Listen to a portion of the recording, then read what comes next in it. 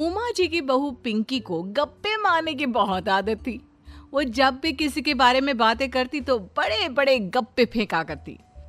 आसपास के सब लोगों को पता था कि पिंकी बहुत बड़ी गपोड़ी बाज है। लोग उसकी बात पर विश्वास नहीं किया करते थे, लेकिन हाँ, उसकी बातें सुन सुनकर हंसते बहुत थे। अरे बहू, पड़ोस वाली शर्मा जी है ना, उनकी बेटी का जन्मदिन है, तुम भी चली जाना। ठीक है मम्मी जी, ये तो बता दो गिफ्ट में लेकर क्या जाना है। अरे लेकर क्या जाना है, 250 का लिफाफा दे देना, बस काफी है। अरे मम्मी जी, अच्छा लगेगा क्या? पड़ोसी हैं हमारे, हमें कुछ बड़ा लेकर जाना चाहिए। अरे बहू, इतना काफी है। जानती हैं आप, मेरे मायके में जब पड़ोस में किसी की बर्थडे होती थी ना, तो मम्मी कुछ ना कुछ गोल्ड का ही देकर भेजती थी। पड़ोसी के बर्थडे में सोना? कैसी बातें करती हो। और नहीं तो क्या, आपकी तरह थोड़ी ना लिफाफा पकड़ा दिया। पिंकी शर्मा जी की बेटी के जन्मदिन में चली जाती है। अरे आज तो बड़ी सुंदर लग रही हो साड़ी में। जी मैं तो लहंगा पहनकर आने वाली थी, मम्मी जी नहीं मानी। अरे बेटा, बर्थडे पार्टी में तो साड़ी चल जाती है, मेरा मतलब कोई शादी थोड़ी ना है। कैसी बात कर रही हैं आप आंटी जी? मेरे मायके में तो छोटे छोटे फंक्शन भी हम लोग लहंगा बनवाते थे बुटीक से, डिजाइन करवा कर। चाहे पड़ोस में किसी का जन्मदिन हो, मेरी मम्मी हमेशा बुटीक से नया लहंगा डिजाइन करवाती थी। मैंने तो ऐसा कहीं नहीं देखा, ये तो तुमने आज बड़े कमाल की बात बताई। अरे जाने दीजिए, कोई बात नहीं। और बताइए, आपकी बेटी नजर नहीं आ रही? अरे भाभी, मैं यहाँ हूँ, ये देखिए मेरा ड्रेस कैसा लग रहा है। ठीक ही है, मतलब बर्थडे के हिसाब से थोड़ा हल्का है ना। अरे भाभी, इतना सुंदर गाउन पहना है मैंने। मैं ना शादी से पहले अपने बर्थडे पर हमेशा जरी वाला लहंगा पहना करती थी, यही मैं तुम्हारी मम्मी को भी बता रही थी। इसके बाद केक काटने का प्रोग्राम शुरू होता है। सब लोग इकट्ठे हो जाते हैं। शर्मा जी की बेटी का केक देखकर पिंकी से रहा नहीं जाता। उसके अंदर का गपोड़ी बाज बाहर निकल कर आ जाता है।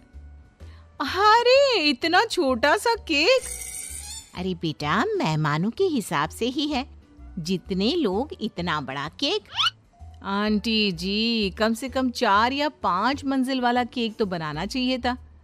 आपकी बेटी का बर्थडे रोज रोज थोड़ी ना आता है। मेरे बर्थडे पर हमेशा पापा 4 केक बनवाते थे, सारे केक 4-4 मंजिल के होते थे। वहां पर सारे लोग उमा जी के मोहल्ले के ही थे और वो पिंकी के गप्पे मारने की आदत से अच्छी तरह वाकिफ थे, इसलिए सब लोग उसकी बात सुनकर हंसने लगे, लेकिन किसी ने पिंकी से कुछ नहीं कहा। एक दिन सुबह सुबह पिंकी ने अपनी सास से कहा, मम्मी जी, मेरे मम्मी पापा मुझसे मिलने के लिए यहाँ आ रहे हैं। अरे वाह, ये तो बहुत अच्छी बात है। उनके आने की तैयारी करो, अच्छा अच्छा खाना बनाओ। वैसे कब तक आएंगे?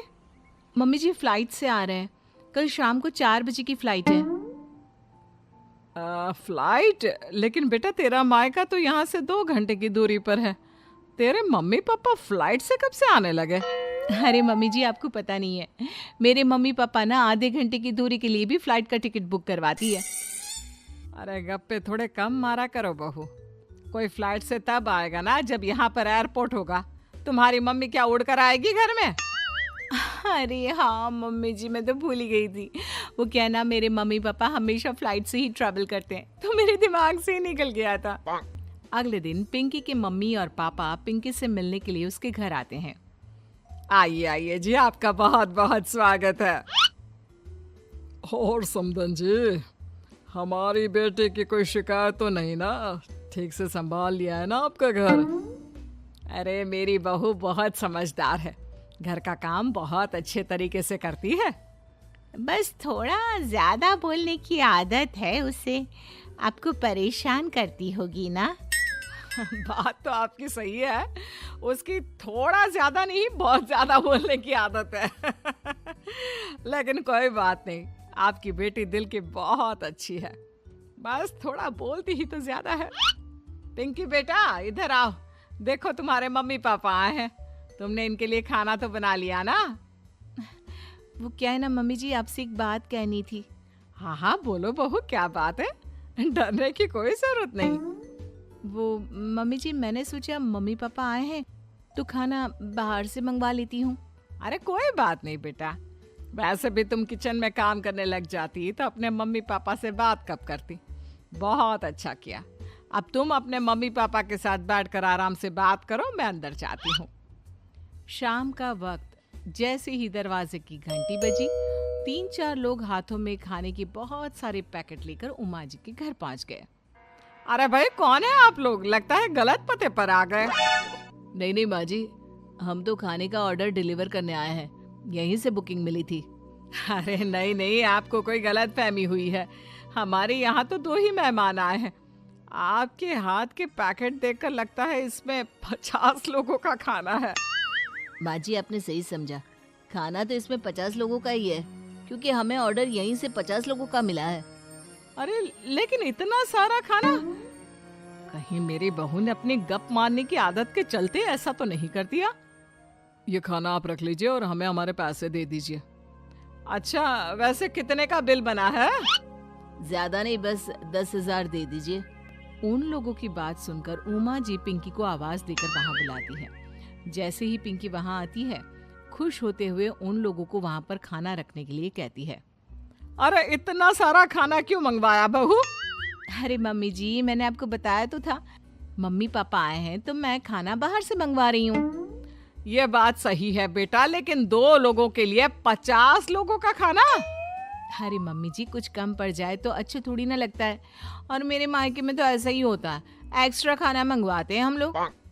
तभी पिंकी के मम्मी और पापा वहां पर आते हैं।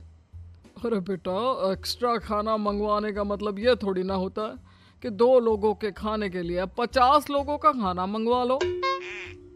और बेटा, तुम्हारी गप मारने की आदत के चलते 10,000 का बिल आया है। तुम्हें नहीं लगता ये गलत है? देखो बहू, बढ़ा चढ़ाकर बातें करना अपनी जगह, लेकिन इतनी बड़ी बड़ी फेंकना भी गलत है ना। पहली बात तो इतने सारे पैसे लगे, और दूसरी बात खाना वेस्ट होगा।